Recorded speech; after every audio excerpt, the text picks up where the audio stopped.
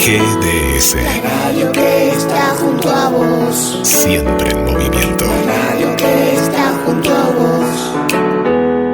Podés escucharla, la podés compartir. La radio que está junto a vos.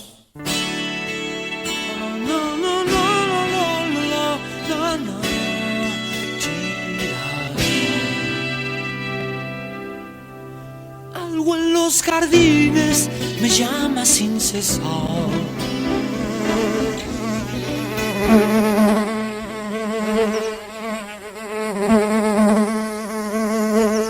Empapado de abejas, en el viento asediado de vacío, vivo como una rama, y en medio de enemigos sonrientes, mis manos tejen la leyenda.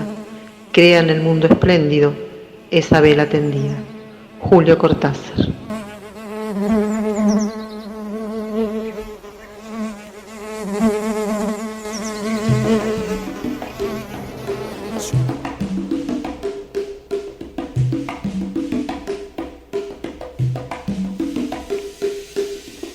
Bienvenidos, bienvenidas y bienvenides a la colmena del programa número 25 de ¿Cómo duermen las abejas? Por GDS Radio, un programa de biodiversidad, humanidad, cultura y deseos. Algunas entrevistas, música y siempre alguna sorpresa puede haber. Me presento, mi nombre es Carla Rosa y seré la obrera que produce y conduce este programa, siempre acompañada por nuestro operador Guillermo Martino. Si quieren, pueden comunicarse al número 223 42 46 646 o al 223 022 129. También pueden suscribirse a nuestro canal de YouTube de Cómo duermen las abejas. No hemos subido notas nuevas, pero bueno, pueden escuchar algunas de las entrevistas de los primeros programas. Bueno, así comenzamos el programa de hoy. Hoy quería hablar sobre la igualdad. En una reunión con otros docentes, cuando hablé de igualdad, me quisieron silenciar refutando la igualdad por la equidad, que no hay que conseguir la igualdad, sino que hay que ser equitativo. Recordé un dibujo que circuló mucho por las redes, o que circula todavía mucho por las redes, en ese sentido. Una viñeta donde se ve un paredón y 3 niñas que quieren ver detrás de él. Son 3 niñas de diferentes estaturas. Uno pequeño, otro mediano y uno más alto. Los 2 más bajos no pueden ver el paisaje que hay detrás de ese paredón. El más alto sí. Para ejemplificar la equidad, te muestran cómo en la segunda viñeta a los 2 niños más bajos les entregan un cajón al mediano y 2 cajones al más pequeño, donde al subirse los 3 pueden ver detrás del paredón. Eso, según algunos, debe ser la equidad. Yo hablo de igualdad, donde no exista tal paredón y los 3 puedan ver el paisaje que se les es negado.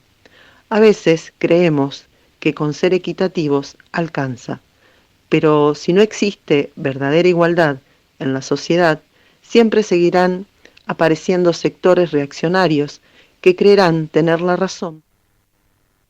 Te mereces que sean equitativos con vos o no.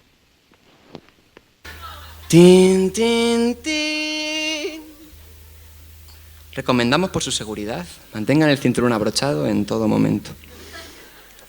Estoy harto de las voces metálicas enlatadas que salen de los sucios altavoces. Estoy harto de que me recomienden de los cinturones y de la seguridad. Estoy harto de las normas, también de las que son absurdas y sobre todo de las innecesarias, pero estoy especialmente harto de la letra pequeña, de los que van por la espalda, que te ofrecen paraísos terrenales en islas desiertas y luego la llenan de víboras para que coman tu cuenta corriente. Por cierto, también estoy harto de las cuentas corrientes, de lo corriente en general, harto del conformismo, del saber estar y comportarse, del estudia si quieres ser alguien, del niño, deja ya de joder con la pelota.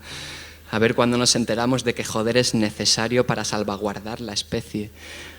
Harto del neoliberalismo, del abuso de autoridad, harto de las prisas, de los competentes y las competiciones, de la comida basura, de la ropa de marca, de los televisores de plasma, del toque de queda, harto del modernismo, de los clichés y las modas, de los clones, de la burocracia y los tecnócratas, harto de la justicia robada, de las verdades compradas, de los informativos, de los debates de la televisión, de las series de la televisión, de los partidos de la televisión, harto de los plenos del Congreso y del Congreso, de los congresistas y de alimentar con nuestro sudor a su familia, harto de no beber en los parques, de no fumar en los bares y de quitarle el mono a policías con mis canutos y encima aguantar su prepotencia, esos porreros.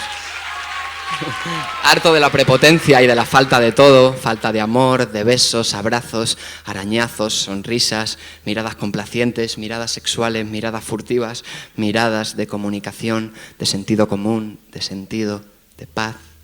Harto de la apariencia, de la gente que evade y no es absolutamente nada, de los medios de desinformación y de las radiofórmulas, harto de acumular y acumular, de comprar y comprar, de gastar y tirar.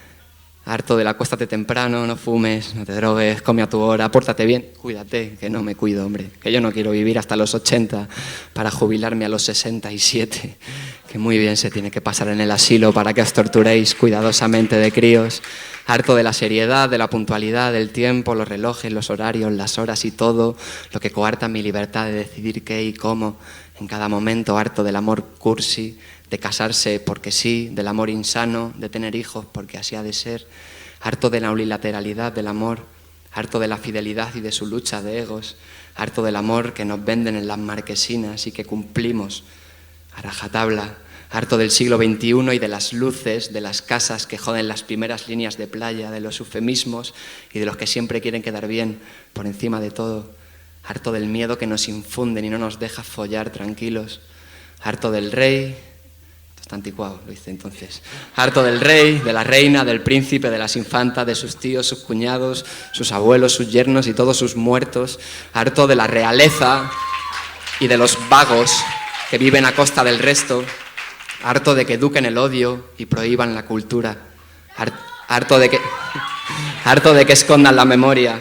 De la terenomía hasta los 30, de los colegios de curas, de los curas y subcuras, de las multinacionales, de los monopolios, de los empresarios, de las empresas, harto de la jerarquía, de la oligarquía, harto de la democracia, harto del tú no debes, mucho más del tú no puedes, harto de los genocidios en nombre de Dios que avalan las superpotencias, harto de las superpotencias, harto de no poder sonreír a la gente cuando paseo porque o están mirando a su smartphone o se van a sentir agredidos, harto de que le hayamos robado la plenitud a la vida, harto de ser cómplice de todo esto, harto de no saber cambiar nada sin el resto, harto de estar harto.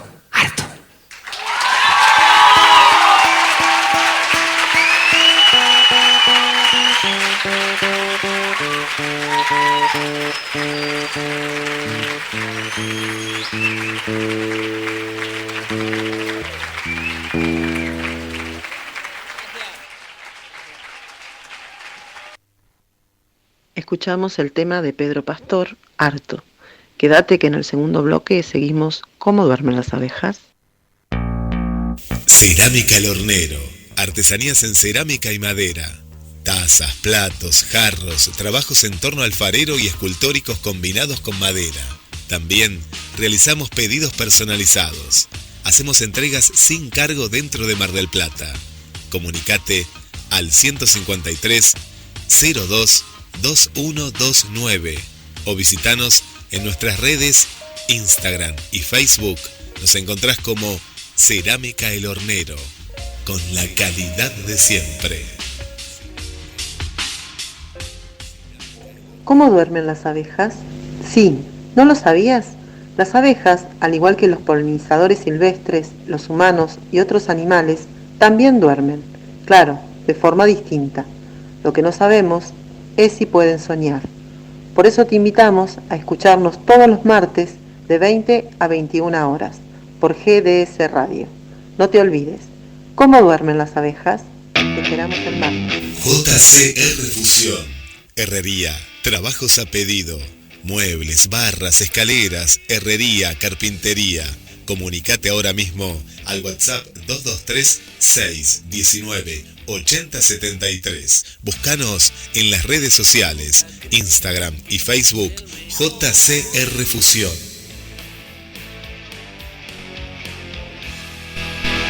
Edepret y Úrsula K. Le Guin para pensar el poder de la literatura en un presente descompuesto.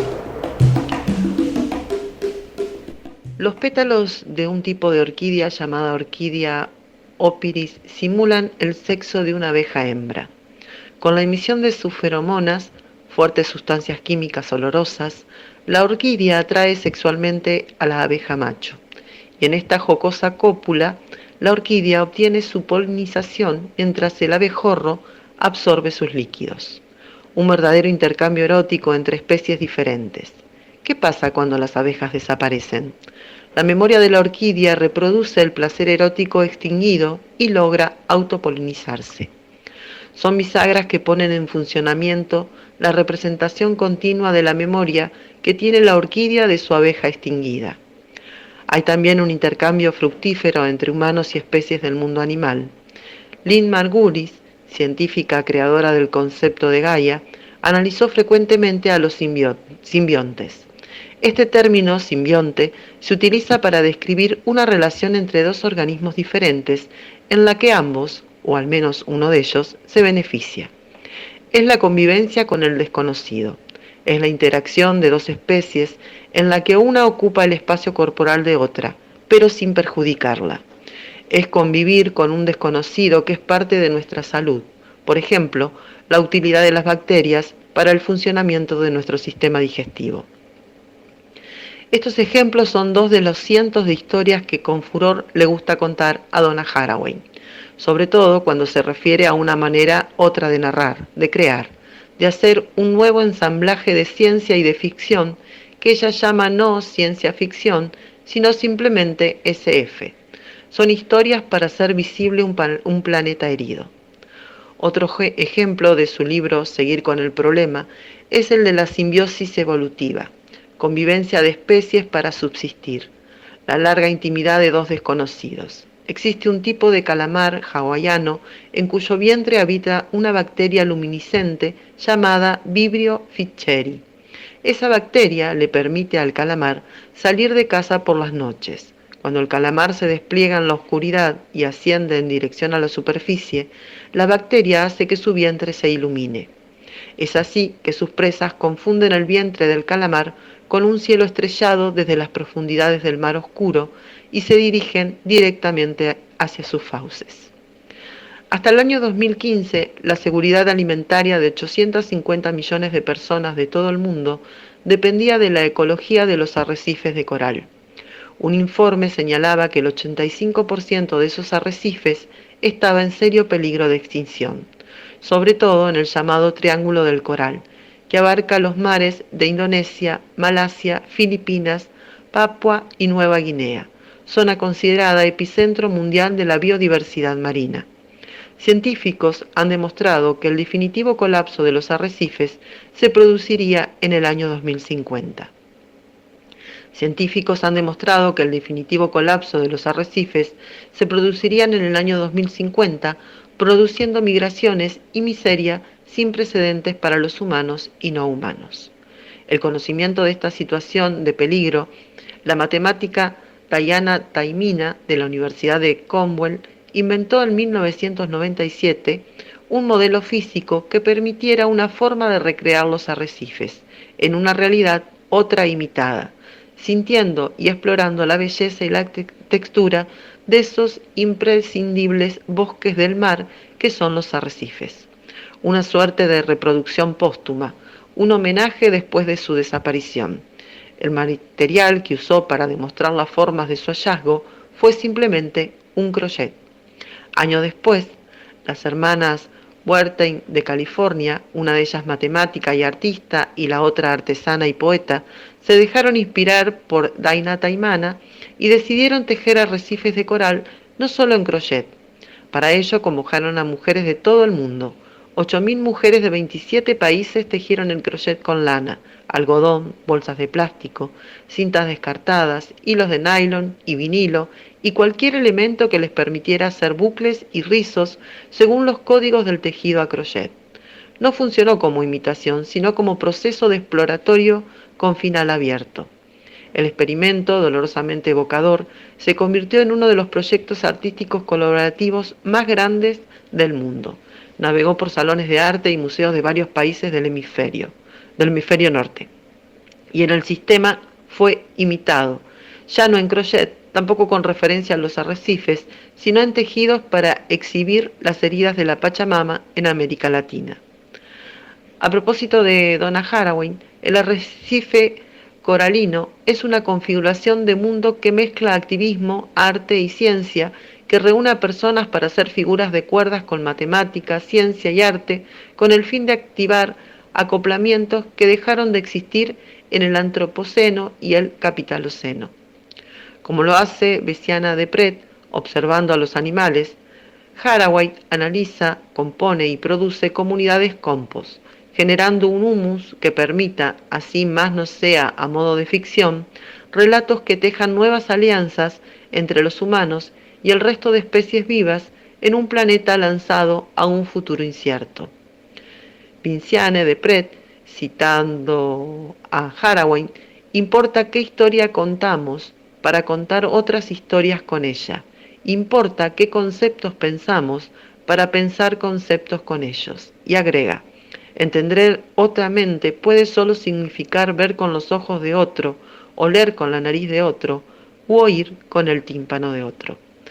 Ambas operan para una comunidad de compost. Las dos construyen relatos que tejen nuevas alianzas entre los humanos y el resto de especies vivas en un planeta herido. Examina que cada día pierde poder de resiliencia. Se trata de recrear la vida en el planeta por más que sea una ficción. Tanto Haraway, de Pret, Lynn Margulis, Ursula K. Le Guin o las Hermanas de California escriben y producen acumulando retazos, caminando entre relatos con la intención de obligarnos a transitar entre formas muy distintas de pensar y morar este mundo. Aquí no hay una racionalidad única, no hay omnipotencia, no hay colonialidad del saber. En ese mundo tampoco existe esa banalidad de la negligencia tan inherente a la época en que vivimos. Una época que dejó de proteger, amparar, cuidar y sanar todas las formas de vida que no son las nuestras. Recordemos aquella apelación urgente de Ursula Le Guin que tanto le gusta citar a Haraway. La historia debe cambiar, por lo tanto, busco no sin urgencia la naturaleza, el sujeto, las palabras de la historia, la no contada, la historia de la vida. Se trata de una manera de pensar con un sinfín de colegas enhebrando, filtrando, enredando, rastreando y calificando de manera simpoyética, es decir, a través de una red tentacular de alianzas y empatías, creando comunidad. Es aprender a vivir entre ruinas, como el ángel de Benjamín, que ya no puede desplegar sus alas porque desde el futuro le arrojan gruesos cascotes de hormigón. Se trata de aprender a vivir en la precariedad, en tiempos de extinción, en tiempos de duelo. Por eso, en este contexto, toda narración se convierte de algún modo en un recuerdo de la pérdida. Y finalmente, este enhebrar pensando es lo que, opuesto a la inteligencia artificial, que va desde la ejecución de sencillos algoritmos hasta la interconexión de complejas redes neuronales artificiales que intentan replicar los circuitos del cerebro humano, la inteligencia artificial es manejada por empresas como Google o Microsoft, que por cierto no son neutrales, sino que están influenciadas por intereses económicos y por las ideologías de quienes las crean.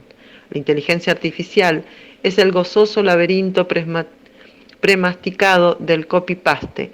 Hay personas, algunos de ellos candidatos a presidente, que se arrebatan en un éxtasis orgásmico cuando nos prometen un futuro paradisíaco porque en pocos años tendremos un chip incrustado en el cerebro. ¿Seremos personas más felices cuando podamos ver nuestros estudios médicos proyectados dentro del cerebro? Puede ser, pero la inteligencia artificial no crea comunidad. Tampoco entiende el goce de una sombra reparadora bajo árboles añosos, ni la conmoción ante la maravilla y el misterio de la creación de este mundo. Aquella creación que, por cierto, no fue humana y sin embargo nos parió a la vida. Yo creo firmemente que nosotros, los humanos, deberíamos abandonar la jactancia de suponer que somos el centro de esa creación maravillosa e infinitamente bella, hoy puesta en jaque. Gabriela Masur. Mi libertad, letra de Pablo Guerrero. 3 y...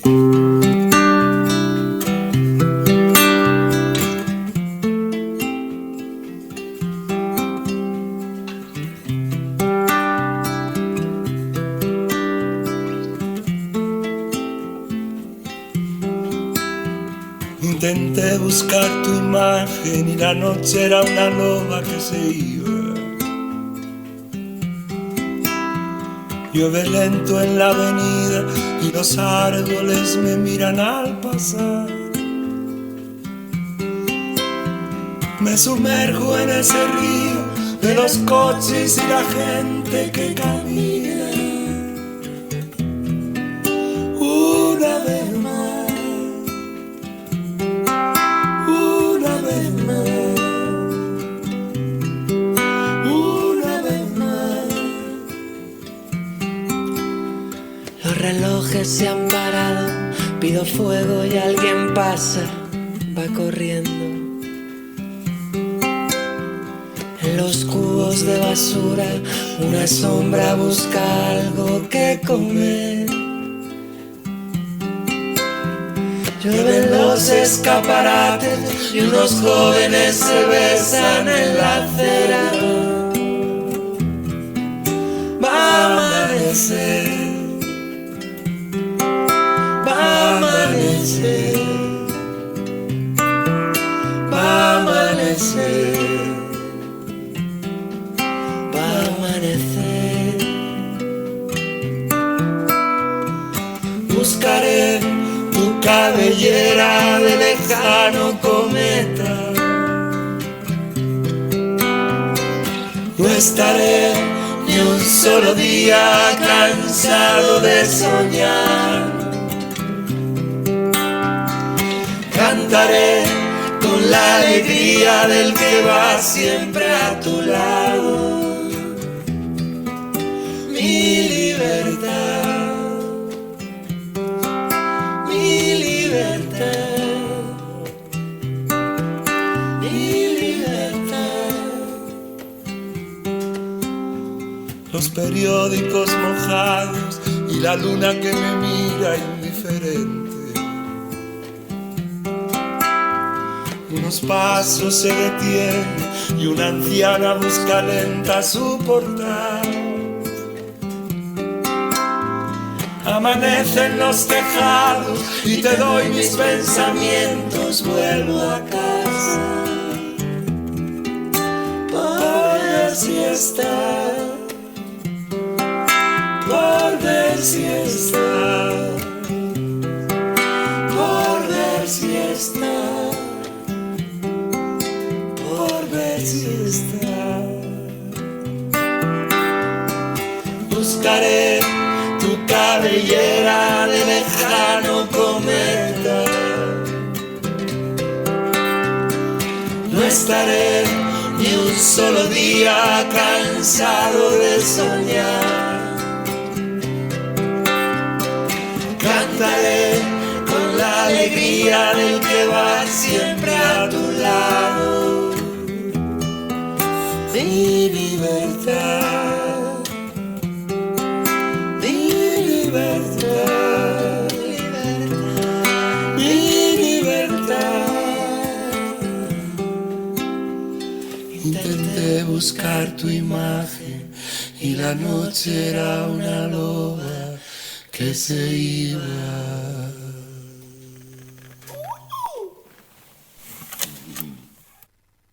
Y en este segundo bloque traje para leerles del libro de Ulises Gorini, La rebelión de las madres, historia de las madres de Plaza de Mayo. Este es del tomo 1, que corresponde al año 76, del año 76 a 1983. Les voy a leer una parte del libro titulado En marcha. Señoras, tienen que circular. No pueden estar aquí, dijo el policía. 3 días después de aquella jornada con Todman, el jueves 18 de agosto, las madres escucharon la orden sin sorprenderse. Preveían que el gobierno intentaría reaccionar y no eran la única en haberlo imaginado. A su modo, el director de Buenos Aires Herald, Robert Koch, que en su momento había dado la bienvenida al golpe de Estado y se consideraba amigo de Videla, había pensado que algo podía pasar, y la tarde anterior escribió un editorial al que tituló Una advertencia. El incidente Todman sirvió como advertencia. Hasta ahora no se ha explotado políticamente el sufrimiento de estas mujeres, pero el peligro de que esto ocurra es real, decía Cox. Es un estilo que pretendía hacer reflexionar al gobierno acerca de la situación de los familiares de desaparecidos, al que instaba a dar una respuesta no represiva, sino sobre todo humanitaria. Y proseguía: la Suprema Corte ha pedido al gobierno que restituya el significado de habeas, reformando la autoridad judicial. Es uno de los pasos necesarios. Otro paso es establecer un sistema para brindarle algún tipo de ayuda a las familias de los desaparecidos.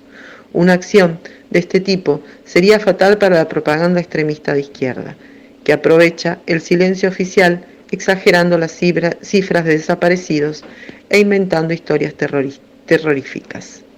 Pero se necesita una decisión que sea humanitaria, no simplemente que busque una imagen mejor, aunque ayudaría a los amigos de la Argentina en el extranjero a que combatan la subversión en el exterior, donde desarrollan ahora su actividad los prófugos dirigentes terroristas. En todo caso, no fue esa la táctica elegida por la dictadura aquel jueves. El oficial de la Federal miraba a las madres impaciente y repitió la orden de circular. Ellas lo escucharon con preocupación y esperaron que Azucena les respondiera. Ella se puso de pie y empezó a hablar. Dijo que solo estaban allí reunidas, sentadas y conversando sobre sus problemas sin molestar a nadie. Porque nosotras, dice Eve, nos sentábamos siempre todas en un banco y nos poníamos todas de cabeza ahí. Cuando Azucena se paraba y nos decía algo, nos parábamos todas y la escuchábamos un poco más. A veces, cuando había cosas que hacer, llevábamos carpetas con notas o cartas que había que firmar. Arriba en todo poníamos una dirigida a la OEA o a las Naciones Unidas para darle miedo a los milicos si nos la revisaban, aunque las de abajo eran para los de acá. Ese día estábamos más juntas que nunca. Era invierno y hacía frío. Recuerdo que era un día muy azul, pero estábamos todas abrigadas. El oficial, sereno y seguro de sí mismo, insistió en que no podían estar ahí porque el estado de sitio no permitía reuniones de más de 2 personas juntas en la vía pública y que, en consecuencia, tenían que circular. Entonces, Azucena le dijo que estaba bien, que no había problema, que íbamos a circular. Todas la escuchamos un poco sorprendidas. Conociéndola como ya la conocíamos, pensamos que iba a seguir discutiendo o que quizás le haría un gesto de rechazo y se volvería a sentar. Pero no, recuerda Bonafini. Se tomó el brazo con la otra madre que estaba a su lado y dijo que íbamos a circular de 2 en 2, en fila, sin detenernos, sin reunirnos, pero sin salir de la plaza. Así nació la marcha en torno al monumento a Belgrano, primero, y después alrededor de la pirámide. Ella tenía esas cosas sorprendentes. Era rapidísima, mucho más viva que cualquiera de nosotras y que ellos, los policías. Cuenta María del Rosario. Cuando los policías nos vieron caminar, al principio creyeron que estaban logrando sacarnos de la plaza, pero enseguida se dieron cuenta de que no nos queríamos ir. Por eso empezamos como a llevarnos hacia la vereda extrema de la plaza. Nosotros no queríamos eso porque todavía éramos muy pocas. Supongo que ese día no pasábamos de 70, y entonces, por esa vereda tan inmensa, nadie nos iba a ver. En cambio, si lográbamos estar en el centro, en torno a la pirámide, ahí sí que nos veían todos. Esa fue la idea. El gobierno, sin embargo, estaba decidido a que no continuáramos. El jueves 25 de agosto, la Federal hizo un despliegue inusitado, quizá el mayor que había visto hasta ese momento las madres, policía masculina y femenina, uniformada y de civil.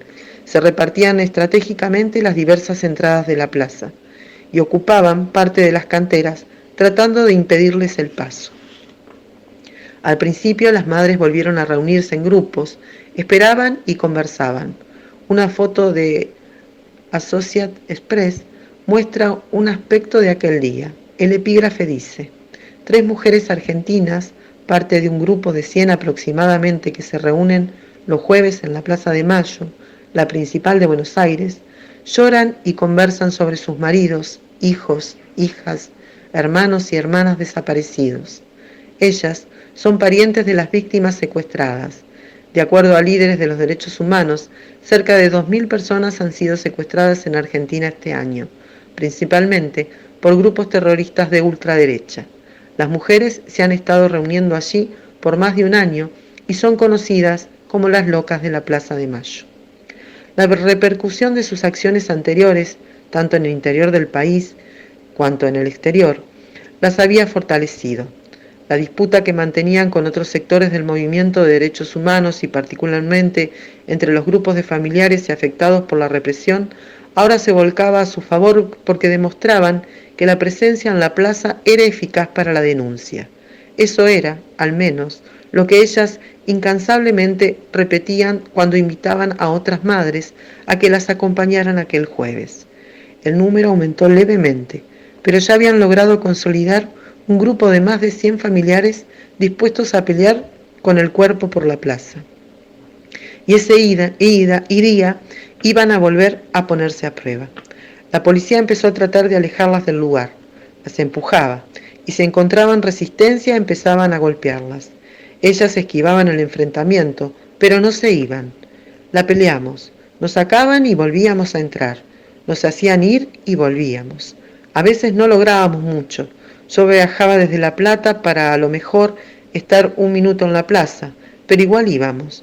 Nos íbamos dando cuenta de la importancia de pelear ese lugar, cuenta Eve. Entonces repitieron la táctica del jueves anterior. Mientras argumentaban a la policía que ellas no violaban el estado de sitio que prohibía las reuniones en la vía pública, las madres marchaban de 2 en 2, unas simplemente al lado de la otra, y otras tomadas del brazo para ayudarse entre sí a mantener el equilibrio y darse ánimo para sostener a los policías que les cortaban el paso. En un momento la fila empezó a detenerse y las madres volvieron a amontonarse en forma desordenada. La policía de civil y uniformada las rodeaba de tal manera que no sabían por dónde seguir. Un oficial entonces les habló y les dijo que si no abandonaban la plaza tendrían que proceder. Ellas los escucharon en silencio y observaron el cerco para ver cómo esquivarlo. No había caso, no había por dónde. El oficial, mientras tanto, había formado un pelotón con agentes que llevaban armas largas. Casi una decena de policías las miraban esperando órdenes. El oficial repitió que se dispersaran o se verían obligados a proceder. El silencio y la inmovilidad fue la única respuesta. Entonces el oficial dio la orden. «Preparen», gritó. 2 segundos más tarde, aún con más fuerza, vociferó. «Apunten».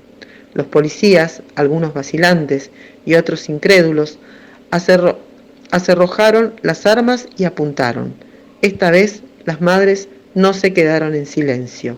«¡Fuego!», gritaron ellas. El paródico pelotón quedó en ridículo. Los hombres bajaron las armas.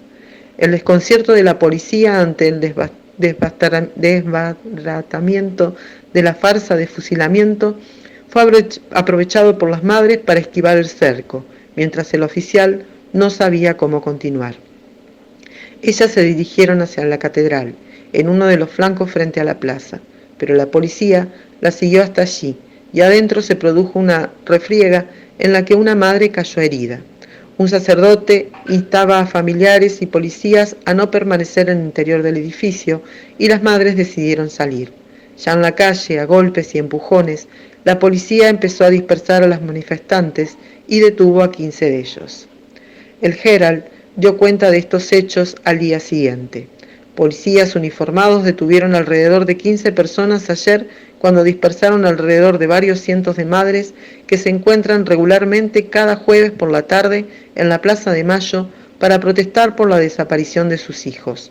Los parientes de las mujeres se pusieron en contacto con el Ministerio del Interior y aquellas arrestadas, quienes fueron llevadas a la seccional segunda de la policía, fueron rápidamente liberadas, dijeron fuentes de la Asamblea Permanente por los Derechos Humanos. La crónica concluía afirmando que las madres habían dicho que seguirán reuniéndose en la Plaza de Mayo cada jueves hasta tanto el gobierno satisfaga sus requisitos sobre el paradero de sus hijos.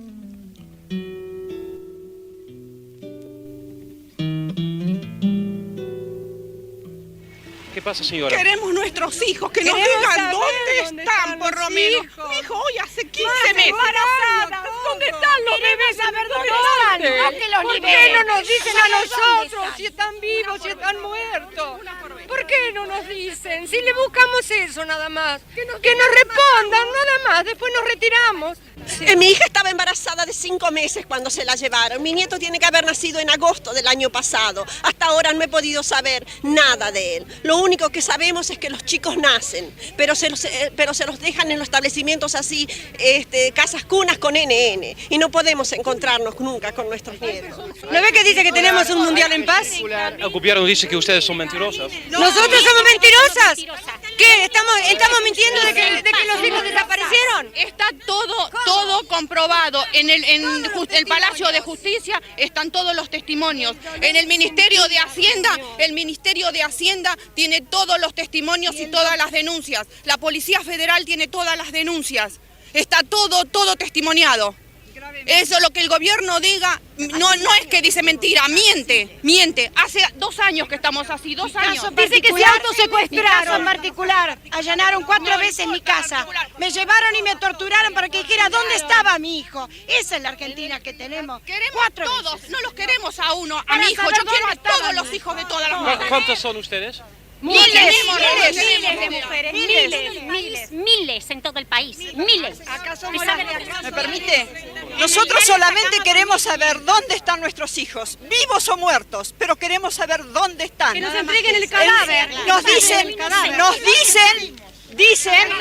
esperen un momentito, dicen que los argentinos que están en el extranjero están dando una falsa imagen de la Argentina. Nosotros, que somos argentinas, vivimos en la Argentina, les podemos asegurar que hay miles y miles de hogares sufriendo mucho dolor, mucha angustia, mucha desesperación, dolor y tristeza porque no nos dicen dónde están nuestros hijos, no sabemos nada de ellos, nos han quitado lo más preciado que puede tener una madre, su hijo, angustia porque no sabemos si están enfermos, si tienen frío, si tienen hambre, no sabemos nada.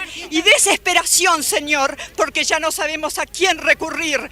Consulados, embajadas, ministerios, iglesias, todas partes se nos han cerrado, las puertas. Por eso les rogamos a ustedes, son nuestra última esperanza. Por favor, ayúdennos, por favor, son nuestra última esperanza. Hay sacerdotes, hay todos. Lágrimas de sangre. ¿Ustedes piensan que la mayoría del pueblo argentino está al tanto de lo que... No, señor, no. Se le niega. No se anule. Una palabra más. Les podemos asegurar que se compruebe si el día 31 de este mes han desaparecido tanta gente como dicen, que cualquier cantidad se llevaron. Cumplió 119 mi hija. ¿Cómo se llama su hija? María Paula Cáceres de Simonetti, tiene 17 años, cumple. Que diga dónde está mi hija. Esta es una carta que mandamos a todos los futbolistas argentinos para enterar de nuestra angustia. Quisiera que usted pudiera ver con algunos a ver si ha sido llegado a sus manos. Nosotros lo mandamos a todos. Esta es una de las copias, por favor. A ver si es cierto. ¿Dónde están nuestros nietos? ¿Nacieron esos nietos? ¿No nacieron? ¿Dónde están esos bebés? ¿Dónde están esos bebés? Son unos asesinos. Que nuestros hijos, que nos entreguen dónde están. Los hijos y los nietos. Muestren la cara y digan dónde están. Son cobardes. ¿Por qué no muestran la cara? Los nazis no mostraban. Hay tanta muerte que no se atreven a decir los pocos que quedaron. Porque saben que todos los demás están muertos. Están muertos, por eso. Si dicen que son subversivos, que digan por qué son subversivos. ¿En qué? Que muestren la cara y digan por qué.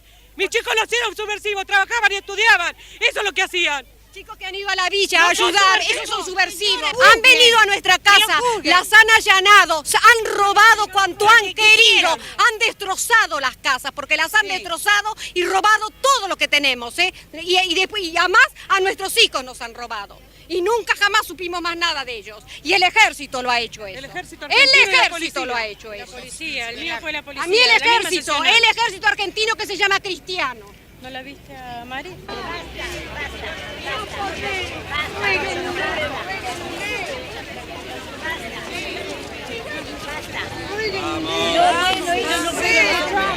Vamos.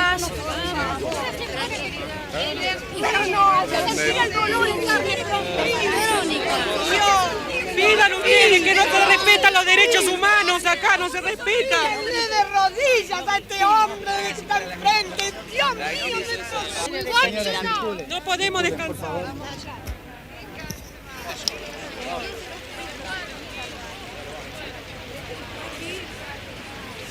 Vamos, señores, circulando, por favor, vamos, circulando.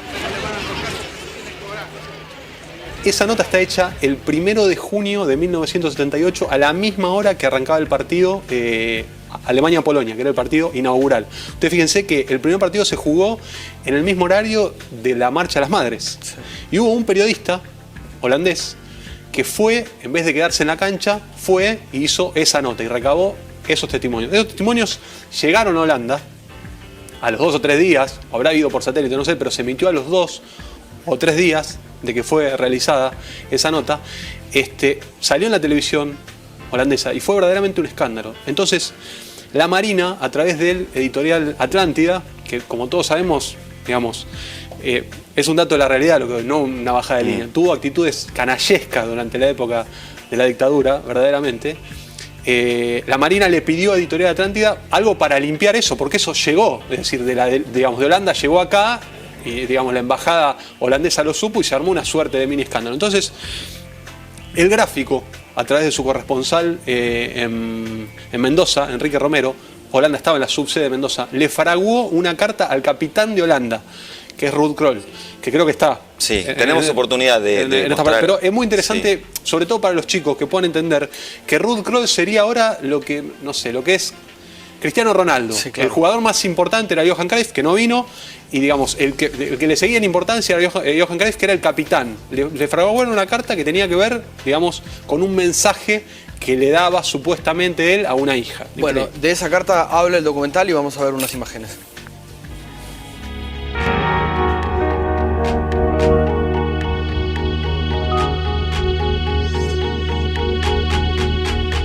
La carta Krol fue una idea del corresponsal del gráfico en Mendoza en ese momento, Enrique Romero, que luego murió como corresponsal en España. Se le ocurrió fraguar esa carta, una supuesta carta escrita por Krol, creo que en inglés, un idioma que Krol no dominaba en ese momento, a su hija. Y que el gráfico la publicó porque además el contenido de la carta supuestamente era que Krol le contaba a su hijita que las cosas en el mundo no eran, que las cosas que ocurrían en Argentina no eran tal como se contaban en el mundo. Recuerdo en particular una frase de esa carta que decía que sí es cierto que hay soldados que los protegen con fusiles, que están para cuidarlos y que esos fusiles disparan flores. Romero tenía, entre nosotros en el gráfico, tenía fama de que a veces como que o ideaba cosas, fantaseaba cosas. Los que estábamos aquí en Buenos Aires en el gráfico dijimos esta carta, no vamos a publicar esta carta, que esto no es verdad. Y la publicaron igual. La carta estaba escrita en inglés a su hija holandesa y su hija en ese momento no hablaba inglés. No me acuerdo de eso. No me acuerdo de eso. ¿Salió publicada en inglés? No me acuerdo. En principio nosotros no creíamos que esto fuera verdad. El autor de la nota esa, Eduardo Romero, el Cabezón Romero, era un tipo que no era un tipo de la dictadura. Podría haber sido un tipo de Sendero Luminoso, de la ETA, según se pudo haber sido frondicista o peronista o radical o macrista, según quien estuviera en el poder en ese momento. Y en ese momento estaba la dictadura militar y él, para ascender, para trepar, entendía que estaba bueno inventar esa carta. Nosotros sabíamos que esa carta sospechábamos que esa carta era falsa. Y en principio sospechábamos que esa carta era falsa porque no se puede... ¿Qué sentido tenía que le escribiera en inglés a su hija holandesa? No tenía ningún sentido. Muchos años después vino a jugar Krol un partido de fútbol acá en Argentina, un campeonato que organizaba Tinelli, yo trabajaba en Página 12 y lo entrevisté a Krol. Hablaba en italiano porque había estado jugando en Italia. y le llevé la carta y le mostré la carta, y lo primero que me dijo fue, ¿cómo le voy a escribir a mi hija en inglés si mi hija es holandesa? Dice, no, es absolutamente falsa esa carta. Y no dio demasiadas explicaciones de por qué no lo denunció todo lo que debió haber denunciado en ese momento. Me parece que estaban demasiado metidos en lo futbolístico y pasó de largo el tema. Pero fue tremendo lo de esa carta, porque además hubo gente como José María Muñoz que la reproducían todo el tiempo y se hablaba de esta carta y se hablaba como hasta una canción hicieron con esa carta terrible en la que decía que de los fusiles de los soldaditos disparan flores. Mira si van a disparar flores.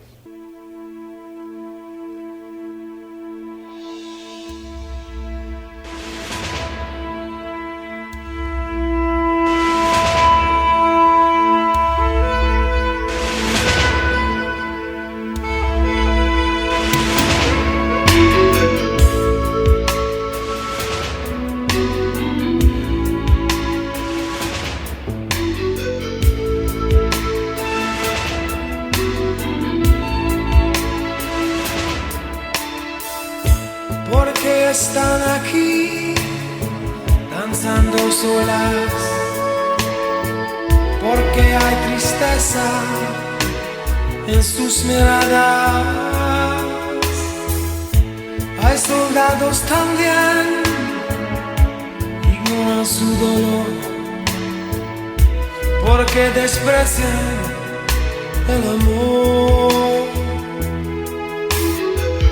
Danzan con los muertos, que ya no están, amores invisibles no dejan de danzar. Danzan con sus padres, sus niños también, y con sus esposos en soledad, en soledad.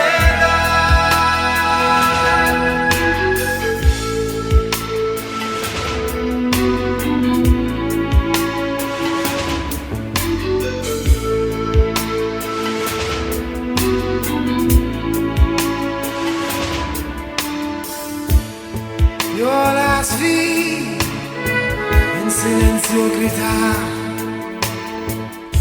no hay otra manera de protestar. Si dijeran algo más, solo un poco más, otra mujer sería torturada con seguridad. Danzan con los muertos, los que ya no están, amores invisibles no dejan de danzar. Danzan con sus padres, sus niños también, y con sus esposos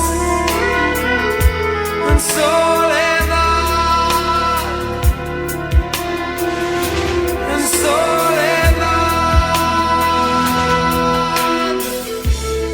Un día danzaremos sobre sus tumbas, libres, un día cantaremos al danzar.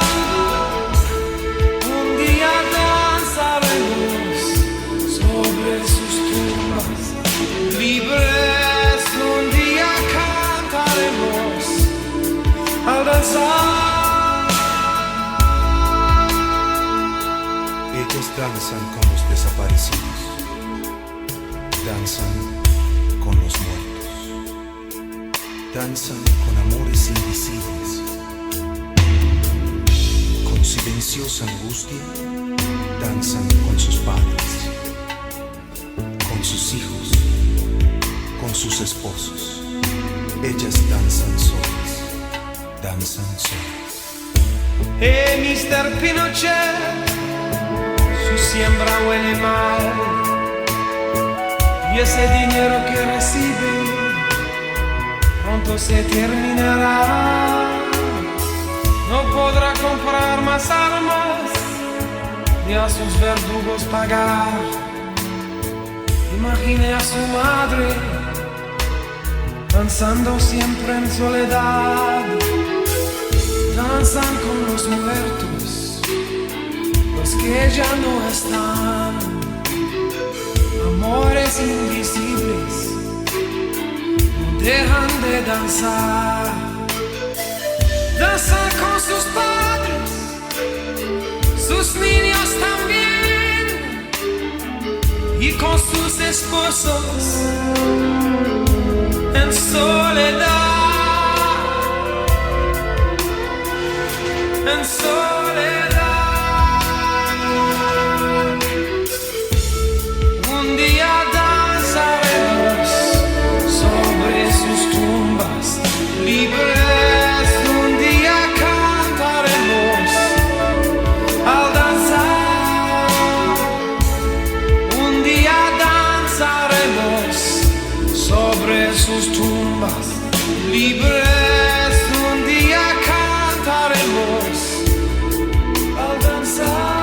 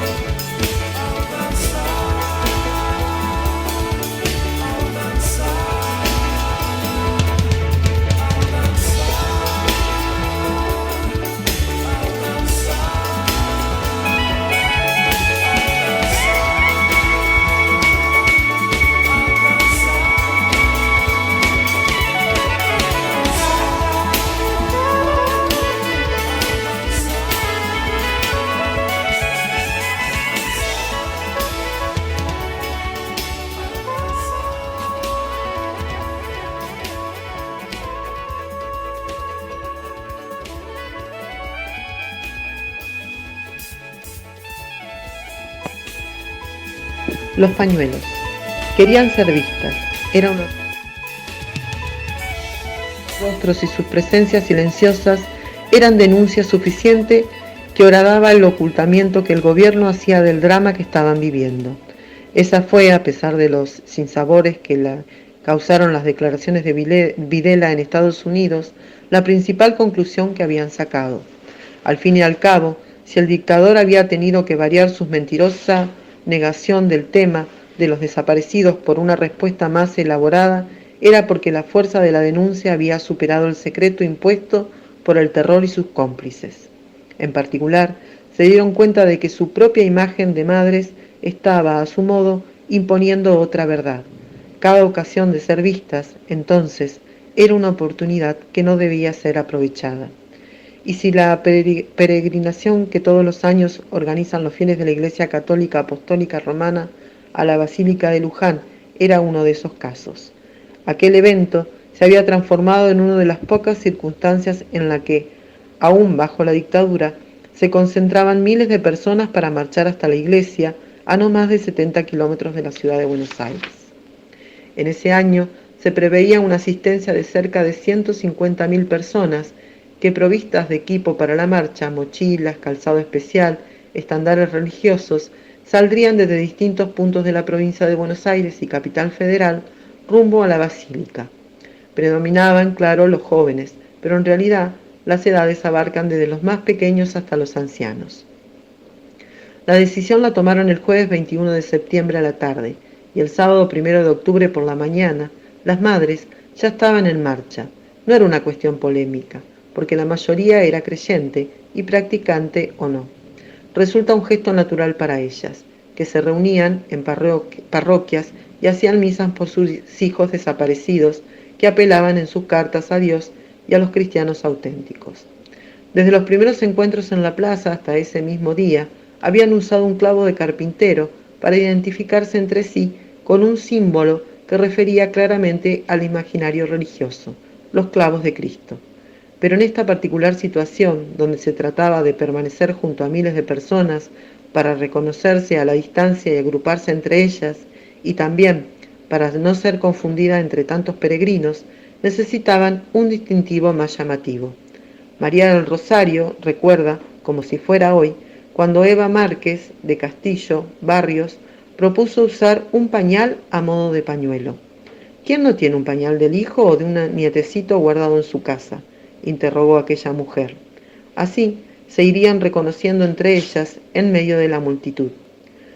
No sé qué habrán pensado quienes nos vieron por primera vez con ese pañal en la cabeza, pero estoy segura de que llamábamos la atención.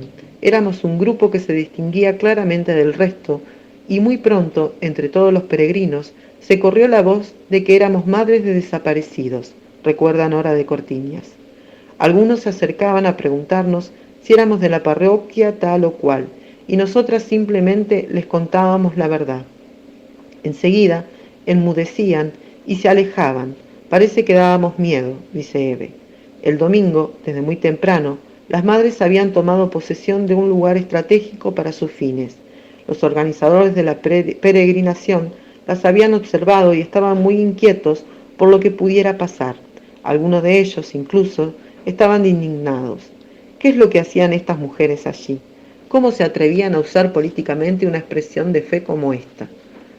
¿No irían a arruinarlo todo? La misa central se hacía en la enorme emplanada frente a la basílica, y fue el cardenal Juan Carlos Aramburu quien la ofició.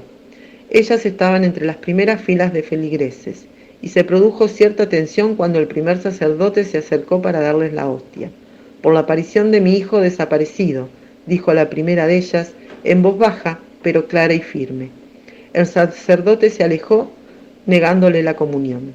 Al final de la jornada, las madres siguieron dando vueltas en aquella explanada, portando un cartel con fotos de sus hijos desaparecidos. El suceso no salió en ningún diario, pero la noticia corrió por todas partes. Nos quedó recontra claro que el pañuelo llamaba mucho la atención, que había sido una buena idea, porque se veía desde lejos y era como algo raro. Por un lado, era propio de mujeres y no se parecía a ningún distintivo político ni nada por el estilo, pero por otro, como ya estaba pasado de moda, daba curiosidad y nos venían a preguntar, afirma Juanita. Luego, el pañal se transformó en pañuelo. Era poco práctico usar esos pañales que se rompían enseguida y que no se podían doblar con facilidad para meter en la cabeza. El pañuelo, en cambio, lo podías lavar, planchar, meter en un bolsillo del tapado o en cualquier lado y volver a usarlo cuantas veces quieras, dice Eve. Esa metamorfosis del pañal al pañuelo sería la primera de una serie de transformaciones que atravesaría este símbolo, de enorme poder significante, a través de los años. Poco tiempo después, escribirían en él el nombre y la fecha de desaparición de los hijos, y luego, de la fractura del movimiento, la asociación reemplazaría el nombre de cada hijo por la consigna aparición con vida. Del libro La rebelión de las madres, de Ulises Gorini, por Memoria, Verdad y Justicia, por nuestros 30.000 compañeros detenidos desaparecidos, presentes ahora y siempre. Bueno, espero nos encontremos el domingo en la marcha por Memoria, Verdad y Justicia. Hasta aquí el programa de hoy de Cómo duermen las abejas. Nos vamos escuchando a León Gieco, Las Madres del Amor. Un abrazo inmenso.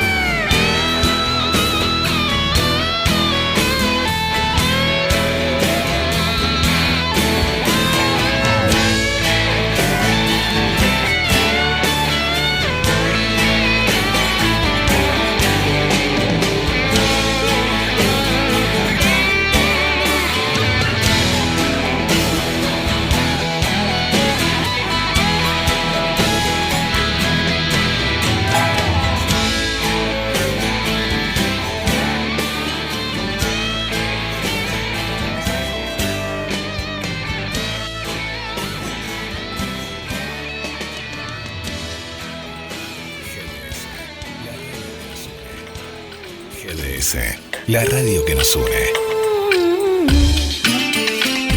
La radio que buscabas. www.gdsradio.com